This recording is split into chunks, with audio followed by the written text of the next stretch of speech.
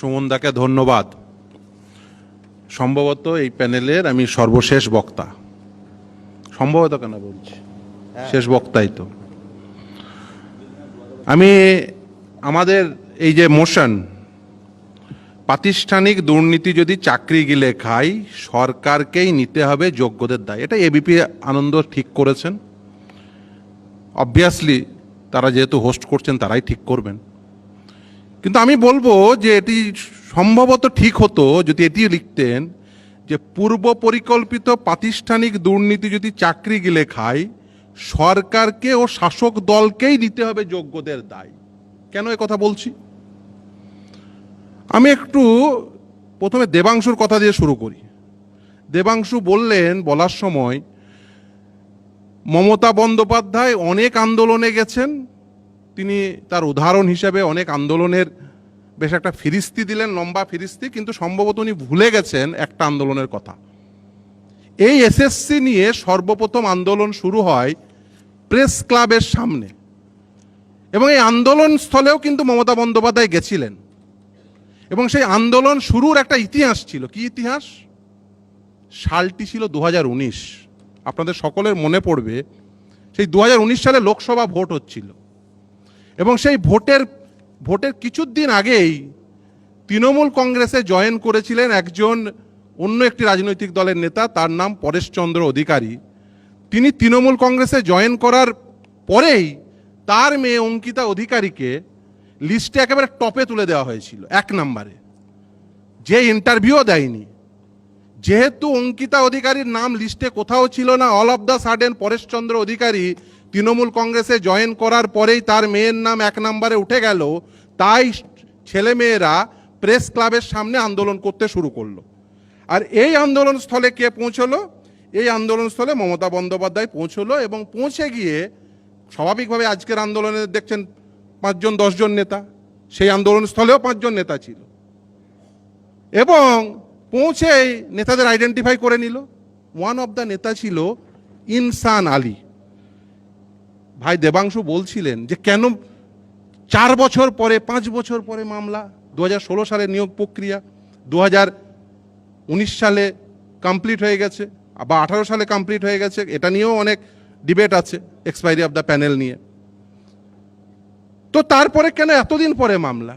আরে মশাই কি করবেন, লোকসভা ভোটের প্রাককালে মডেল কোড অফ কন্ডাক্ট চালু, গিয়ে বললেন আমি কিছু বলতে পারবো না, ছেলেদের মধ্য থেকে 5 জন আর সরকারি আধিকারিক 5 জন নিয়ে একটা কমিটি তৈরি করে দেব। ইনসান আলী সেখানকার নেতা ছিলেন। কবে ডেট অফ জয়নিং একটু মনে করিয়ে দিই। Recommendation date 25/2/2020, appointment letter date 19/3/2020, আর ডেট অফ জয়নিং 1/12/2020। তার র্যাঙ্ক কত? একটু র্যাঙ্কে যাই। কেন এই শেতাব মামলা করলো? তার তো একটা ইতিহাস আছে। শেতাবের র্যাঙ্ক 140 ওয়েটিং লিস্টে, আর এই শেখ ইনসান আলীর র্যাঙ্ক হচ্ছে 144। যখন মামলা নিয়ে প্রথমে যাই, দেবাংশু একটা বেশ নথি নিয়ে এসছে, বলে আমার নাম করে বলেছে নথিটা একটু টুকে রাখতে। আমি বলেছিলাম যে অর্ডারটা কি হয়েছিল, বলেছিল যে প্যানেল এক্সপায়ার হয়ে গেছে। একই কথা এই যে বিচারপতির নাম বলছেন না, যখন মামলা নিয়ে যেতাম একই কথা বলতো। তো তখন যেই বলেছে, আমি সেই বিচারপতিকে যখন ওই মামলার সাবমিশন রাখছি, তখন বলবো মাই লর্ড কি করব, অ্যাপয়েন্টমেন্ট যদি প্যানেল এক্সপায়ার্ড হয়ে যাওয়ার পরে দেয়, আমি কি মামলা প্যানেল এক্সপায়ার হওয়ার আগে করব? শেখ ইনসান আলীকে চাকরি কবে দিয়েছেন? জয়েন কবে করেছে? আমার নলেজে কবে এলো?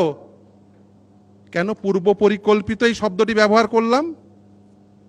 পূর্ব পরিকল্পিত শব্দটি এই কারণেই ব্যবহার করলাম, কারণ প্যানেলের ভ্যালিডিটি 1 বছরের আইন এনেছেন। ওএমআর শিট ডেস্ট্রয় করে দেওয়া হবে 1 বছরের মধ্যে, তার আইন রেখেছেন, প্রভিশন রেখেছেন। আর আরটিআই করলে, এসপিআইওকে আরটিআই করলে তার জবাব দেওয়া হয় না, ফার্স্ট অ্যাপিল করলে জবাব দেওয়া হয় না, স্টেট ইনফরমেশন কমিশনে, তারপরে মানে 3rd স্টেজ স্টেট ইনফরমেশন কমিশনে আপনি করবেন, অ্যাপ্লিকেশন করবেন, ইনফরমেশন কমিশনার অ্যাপয়েন্ট করা হয় না, দিনের পর দিন, মাসের পর মাস পড়ে থাকছে। কি করবেন? 1 বছর পেরিয়ে গেছে, এসে অম্লান বদনে বলবেন যে প্যানেল তো এক্সপায়ার্ড হয়ে গেছে, এ মামলা আর গ্রহণযোগ্য হওয়া উচিত নয়। আমি আদালতে সাবমিশন রেখেছিলাম, সেটা যদি হয় তাহলে এই যে করাপশন হয়েছে সেটিকে স্যাংটিফাই করা হয়। প্যানেল এক্সপায়ার্ড হয়ে যাওয়ার পরে শুধুমাত্র একজন মুখ্যমন্ত্রী তার দলে একজনকে নিয়ে আসার জন্য তার মেয়েকে চাকরি দেওয়া হয়েছে, সেটা বন্ধ করে দেওয়ার জন্য একজন নেতৃস্থানীয় ব্যক্তিকে চাকরি দিয়ে দেওয়া হলো প্যানেল এক্সপায়ার্ড হয়ে যাওয়ার পরে। আর গরিব মুসলমান বাড়ির ছেলে শেতাবুদ্দিনকে সে তার আগে র্যাঙ্ক করা সত্ত্বেও তাকে চুপচাপ বসে থাকতে হবে, মামলা করা যাবে না। এটা যদি প্রপোজিশন হয় তাহলে আমাদের সকলকে অ্যাকসেপ্ট করে নিতে হবে যে না, শেতাবুদ্দিন মামলা করে ভুল করেছিল, কারণ মুখ্যমন্ত্রী এসে তার মন্ত্রী সবাই পরবর্তীতে নিয়েছিলেন, তাকে শিক্ষা দপ্তরেরই পরবর্তীতে রাষ্ট্রমন্ত্রী বানিয়েছিলেন, কারণ তিনি 2019 সালে জয়েন করার পরে তিনি লোকসভায় দাঁড়িয়েছিলেন কোচবিহারে, হেরে গেছিলেন। পরবর্তীতে তিনি এমএলএ হন, তাকে আবার শিক্ষা দপ্তরেরই রাষ্ট্রমন্ত্রী বানায় সেই পরেশচন্দ্র অধিকারীকে। এটা ফ্যাক্ট। এবার কেন এই যে বলছেন যে সিবিআই তদন্ত চলছে, তাহলে সিবিআই তদন্ত করে বের করা পর্যন্ত তো অপেক্ষা করতে পারতেন। এই যে শেতাবুদ্দিনরা মামলা করেছিল, নাসরিন খাতুন মামলা করেছিল, আব্দুল গনি আনসারি মামলা করেছিল, লক্ষ্মী টুঙ্গা মামলা করেছিল, কোনো মামলায় সিবিআই তদন্তের কোনো প্রকার প্রেয়ার ছিল না। সাধারণভাবে আমরা আইনি এই যে দেখবেন এই যে সার্ভিস জুরিসপ্রুডেন্স, এটা মূলত court evolving jurisprudence. Criminal jurisprudence আর সার্ভিস জুরিসপ্রুডেন্স এক হয় না। সাধারণ সার্ভিস জুরিসপ্রুডেন্স কি, এক্সপায়ার্ড প্যানেলে মামলা সাধারণভাবে করা যায় না। সাধারণ জুরিসপ্রুডেন্স কি, সাধারণ আইনি প্র্যাকটিস কি, প্লিডিংস না থাকলে, প্রেয়ার না থাকলে সেটা অ্যালাউ হয় না। কিন্তু এক্ষেত্রে কেন হলো? কারণ আমাদের এই আইনও সঙ্গে আছে যে একই অ্যাক্টের, সেম অ্যাক্টের civil consequence and criminal consequence থাকতে পারে। এক্ষেত্রে চাকরি দেওয়া হয়েছে, চাকরির মামলাটা এটা হচ্ছে এই রিট পিটিশনের মামলা। আর যখন বিচারপতিরা এটা বিচার করতে গিয়ে দেখছেন যে না বাবা, এর পিছনে তো ক্রিমিনাল অ্যাক্টও রয়েছে, তাই বিচারালয় সেখানে সিবিআই তদন্তের নির্দেশ দিয়েছেন। আমরা প্রে করেছি। কেন প্রে করেছিলাম? এই মামলাগুলো কিভাবে তৈরি হলো? প্রথমে একটা মামলা হয়, এসএসসি এসে বলে ইনঅ্যাডভার্টেন্ট এরর, আমার ভুল হয়ে গেছে। একটা মামলায় ভুল হয়ে গেছে, একই এফিডেভিট, ওই আদালতে রিপোর্ট ফাইল করতে বলে একই এফিডেভিট আসে, ইনঅ্যাডভার্টেন্ট এরর, ইনঅ্যাডভার্টেন্ট এরর। শেতাবের মামলায় বললো ইনঅ্যাডভার্টেন্ট এরর। আবার নাসরিন মামলা করলো, নাসরিন মামলায় কি বললো? সে উদাহরণ দিল, দেখো আমি তো র্যাঙ্ক করেছি, আর দুজন ব্যক্তি যাদের লিস্টে কোথাও নাম নেই তারাও চাকরি পেয়ে গেছে, একই এফিডেভিট, ইনঅ্যাডভার্টেন্ট এরর। আচ্ছা, ইনঅ্যাডভার্টেন্ট এরর কত ক্ষেত্রে হয়? আমি একদিন বললাম যে আমি বুঝলাম যে 2 নম্বর ব্যক্তিকে দেওয়ার জায়গায় 3 নম্বর ব্যক্তিকে দিলেন, এটা ইনঅ্যাডভার্টেন্ট এরর। কিন্তু যার লিস্টে নাম নেই, যে কাউন্সিলিং কন্ডাক্ট করেছে, সে তার ডিটেলস জানলো কি করে? এটা ইনঅ্যাডভার্টেন্ট এরর কি করে হতে পারে? এটা ইন্টেনশনাল এবং এর সঙ্গে করাপশন যুক্ত। কেন? তার কারণ, তার উদাহরণ হিসেবে যত এই ইনঅ্যাডভার্টেন্ট এরর বলেছিল এসএসসি, আমি 25টা ওদেরই দেওয়া এফিডেভিট অ্যাড করে এই শেতাবের মামলায় বললাম যে দেখো সবগুলোতে একই কথা বলছে, সিবিআই তদন্ত করো। আমরা তো ধরেছিলাম লেজে, মানে প্যানেল এক্সপায়ার্ড হয়ে যাওয়ার পরে মামলার ভিত্তিতে। ও বাবা, সিবিআই তদন্ত করে দেখে এরে বাবা শুরু হয়ে যেত একবার প্রথম থেকে শুরু হয়েছে, মানে ওএমআর শিটে 0কে বাড়িয়ে 53 করা হয়েছে, এক্সপায়ারি প্যানেলে চাকরি দেওয়া হয়েছে, র্যাঙ্ক জাম্পে চাকরি দেওয়া হয়েছে, আউট অফ দ্য প্যানেল চাকরি দেওয়া হয়েছে, রেশিও ভায়োলেশন করে চাকরি দেওয়া হয়েছে। শুধু তাই না, ইন্টারভিউর মার্কসও ম্যানিপুলেশন করেছে। সিবিআই এর রিপোর্ট জমা পড়লো, আদালত যখন বলল প্রথমে সিঙ্গেল বেঞ্চ যে যতগুলো এরকম আইডেন্টিফাই হচ্ছে বাদ দাও, মামলা হলো ডিভিশন বেঞ্চে, সিঙ্গেল বেঞ্চের নির্দেশই বহাল রাখলো, মামলা গেল সুপ্রিম কোর্টে, সুপ্রিম কোর্ট আবার ফেরত পাঠালো। আপনারা এই গল্প জানেন। কিন্তু আমাদের প্রতিষ্ঠিত আইন হচ্ছে যে টেন্টেড আনটেন্টেড, যদি একটি নিয়োগ প্রক্রিয়ায় সেগ্রিগেশন করা যায় তাহলে টেন্টেডকে আইডেন্টিফাই করে সেগুলোকে বাদ দিয়ে দিতে হবে। সরকারকে বলা হলো যে তুমি আইডেন্টিফাই করে দাও, এসএসসিকে বলা হলো আইডেন্টিফাই করে দাও, বোর্ডকে বলা হলো আইডেন্টিফাই করে দাও।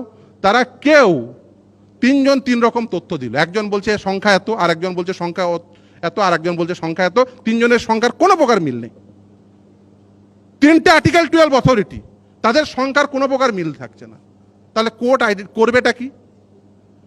অনেকেই বলছেন তাহলে আদালতে তো অপেক্ষা করা উচিত ছিল সিবিআই এর ওই তথ্যের উপর। সিবিআই কি নিয়োগকারী সংস্থা নাকি? না আদালত এক্সিকিউটিভ এবং লেজিসলেটরের কাজ করবে? আজকে বলা হচ্ছে, বারবার বলা হচ্ছে যে এসএসসি সেটি অটোনমাস বডি। ও তাই? এসএসসি একটা একবার পড়বেন তো। সরকার চাইলে এসএসসি কে যে কোনো প্রকার ইন কনসোনেন্স অফ ল ডাইরেকশন দিতে পারে, এটাই এসএসসি অ্যাক্ট। সরকার চাইলে এই এসএসসি কে ডিসলভ করে দিতে পারে, এটাই এসএসসি অ্যাক্ট। কিন্তু সরকার যখন এই নিয়োগে দুর্নীতি হচ্ছে, সরকারই তো করেছে, শাসক দলই তো করেছে, তারা কি করছে? তারা নিশ্চুপ থেকেছে। সরকারের কি আর কোনো উইংস নেই? পুলিশ নেই? আইবি নেই? তারা ইনফরমেশন দেয়নি? এই এসএসসি একটাই প্রভিশন রয়েছে, সরকার চাইলে যে কোনো সময় তার চাকরি বাতিল করতে পারে। আপনি তো সেদিন গেছিলেন প্রেস ক্লাবের সামনে, সেদিন তো শুনে এসেছিলেন অঙ্কিতা অধিকারীর বিরুদ্ধে আন্দোলন করছে, ফিরে এসে অঙ্কিতা অধিকারীর চাকরিটা বাতিল করেছিলেন? করেননি। কেন করেননি? উল্টে তার বাবাকেই পরবর্তীতে শিক্ষা দপ্তরের রাষ্ট্রমন্ত্রী বানিয়েছিলেন। কারণ দেখেছেন এর মেয়ের চাকরিটা বাগিয়ে নিয়েছে, এ বাজার থেকে ভালো করে আরো কয়েক কিছু চাকরি এভাবে দিতে পারবে। নিশ্চুপ ছিলেন। এবার আসি কুণালদার কথা। কুণালদা খুব ভালো বক্তা, বেশ আবেগ নিয়ে বলেছে। কুণালদা বারবার আমেরিকার উদাহরণ দিচ্ছে। দেখুন, আমাদের দেশ এমন একটি দেশ যে দেশে কিন্তু কোনো সাধারণ যোগসূত্র নেই। একটু আমেরিকায় চলে যায়। আমেরিকায় কি হয়? এই রাষ্ট্র গঠনের একটি সাধারণ যোগসূত্র হলো সেখানকার ভাষা। আমেরিকার 78% মানুষ ইংরেজি ভাষায় কথা বলে, 91% মানুষ ইংরেজি জানে এবং বোঝে। আমাদের দেশের ক্ষেত্রে কি সেই সাধারণ ফ্যাক্টর রয়েছে? আপনি ছেড়ে দিন পাশের দেশ, একটা সাংঘাতিক খারাপ দেশ পাকিস্তান, তার তৈরির পিছনে একটা সাধারণ যোগসূত্র রয়েছে। কি? সেখানকার ধর্ম। বাংলাদেশ, ভাষা। পৃথিবীর যতগুলো দেশ দেখবেন কোনো না কোনো সাধারণ যোগসূত্র রয়েছে, কিন্তু ভারতবর্ষ এমন একটি দেশ যার সাধারণ যোগসূত্র হচ্ছে বহুত্ববাদ। এই বহুত্ববাদকে এক সূত্রে বেঁধেছে একটি মাত্র ফ্যাক্টর, সেটা হচ্ছে ভারতবর্ষের সংবিধান। আর ভারতবর্ষের সংবিধান ভারতবর্ষের জুডিশিয়ারিকে এই ক্ষমতা দেয়নি যে তুমি এক্সিকিউটিভ পাওয়ার এনজয় করবে। নো, ভারতবর্ষের সংবিধান ভারতবর্ষের জুডিশিয়ারিকে লেজিসলেটিভ পাওয়ার এনজয় করতে দেয়নি। ভারতবর্ষের জুডিশিয়ারি চাইলেও আইন তৈরি করতে পারে না। ভারতবর্ষের সংবিধান সর্বোচ্চ ক্ষমতা দিয়েছে ভারতবর্ষের নাগরিককে। ভারতবর্ষের নাগরিক সে বিচার করবে। আজকে যদি আদালত ভুল বিচার করে, আদালত যদি একটি বিচার করে, সেই বিচার অল্টার্ড করা যায় পার্লামেন্টে একটি আইন এনে। সেই আইন সঠিক হয়েছে কিনা সেটা আবার বিচার করতে পারে জুডিশিয়ারি। ভারতবর্ষে সেপারেশন অফ পাওয়ারের কনসেপ্টকে অ্যাডপ্ট করা হয়েছে, রুল অফ ল এর কনসেপ্টকে অ্যাডপ্ট করা হয়েছে। ভারতবর্ষে সেই তার সঙ্গে একটা ইউনিক জিনিস অ্যাডপ্ট করা হয়েছে, চেক অ্যান্ড ব্যালেন্স। ভারতবর্ষের এমন একটি সংবিধান ভারতবর্ষের ভারতবর্ষের উপকাররা তৈরি করে গেছেন, যেখানে চাইলেও কোনো সংস্থা, না এক্সিকিউটিভ, না জুডিশিয়ারি, না লেজিসলেটর, তারা চাইলেও অটোক্রেটিক হতে পারবেন না। তার কারণ এই চেক অ্যান্ড ব্যালেন্স। কালকে আপনি বলছেন যে জুডিশিয়ারি কেন ওই বসে বসে কে টেন্টেড কে আনটেন্টেড এটা বিচার করবে এবং তুলে তুলে দেখাবে, তার কপালে একটা টিপ লাগিয়ে দেবে, তুমি যোগ্য, তুমি অযোগ্য, তুমি টেন্টেড, তুমি আনটেন্টেড। না, ভারতবর্ষের জুডিশিয়ারি, ভারতবর্ষের সংবিধান ভারতবর্ষের জুডিশিয়ারিকে এই ক্ষমতা দেয়নি। এই যে বলছেন যে এসএসসি এই এত কুকর্ম করলো, তাকেই দায়িত্ব দিয়েছিলেন, তাকেই আবার দায়িত্ব দিলেন, এটা কে ঠিক করবে? এটা ঠিক করবে সরকার। কারণ এসএসসি অ্যাক্টে সরকারকে এই ক্ষমতা দেওয়া হচ্ছে, সরকার ডাইরেকশন দিতে পারে, সরকার রুল ফ্রেমিং করতে পারে, সরকার ডিসলভ করতে পারে। এটা ভারতবর্ষের জুডিশিয়ারিকে দেওয়া হয়নি। জুডিশিয়ারি সেটা ইন্টারপ্রেট করে দেখবে সেটা সঠিক হয়েছে নাকি বেঠিক হয়েছে। এটাই ভারতবর্ষের এই বহুত্ববাদী ভারতবর্ষ, ইউনিটি ইন ডাইভার্সিটির ভারতবর্ষ, এই চেক অ্যান্ড ব্যালেন্সের জন্য ভারতবর্ষ টিকে আছে।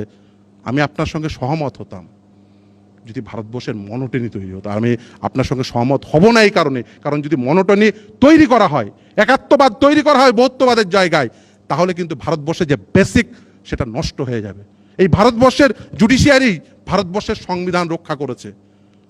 আমি আজকে ফ্রিলি কথা বলতে পারি, তার কারণ ভারতবর্ষের জুডিশিয়ারি থেকে বেসিক স্ট্রাকচার ডক্ট্রিন উঠে এসেছিল, ইউনিক প্রিন্সিপাল। যা চাইলেও আজকে মনে হচ্ছে আমার ওই সেকুলার শব্দটা পছন্দ নয়, ছুঁড়ে ফেলে দেবো গঙ্গার জলে, পারবেন না। তার কারণ ভারতবর্ষের এই জুডিশিয়ারি বেসিক প্রিন্সিপাল, এই তত্ত্ব, বেসিক স্ট্রাকচার যে প্রিন্সিপাল, সেই তত্ত্ব ইভলভ করিয়েছে কেশবানন্দ ভারতী। ফলে ভারতবর্ষের এই যে চেক অ্যান্ড ব্যালেন্স থাকার জন্যই আপনি চাইলেও জুডিশিয়ারি সব করতে পারে না।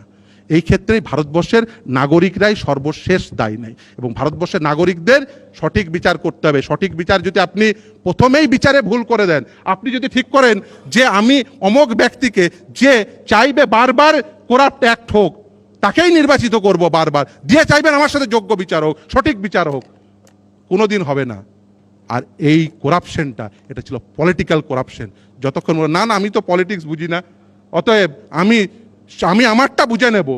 আপনি যদি আপনার রাইট বুঝতে চান, আপনাকে ডিউটিফুল হতে হবে। আপনি যদি আপনার অধিকার বুঝতে চান, আপনাকে কর্তব্যপরায়ণ হতে হবে। আর আপনার প্রথম এবং প্রাথমিক কর্তব্য নিজের বিচার ঠিক করা। আপনি যদি নিজের বিচার ভুল করেন, আপনি বারবার ভুল বিচারের শিকার হবেন। ভারতবর্ষের বিচার মানে হচ্ছে একটা holistic idea, not a utopian idea. ধন্যবাদ।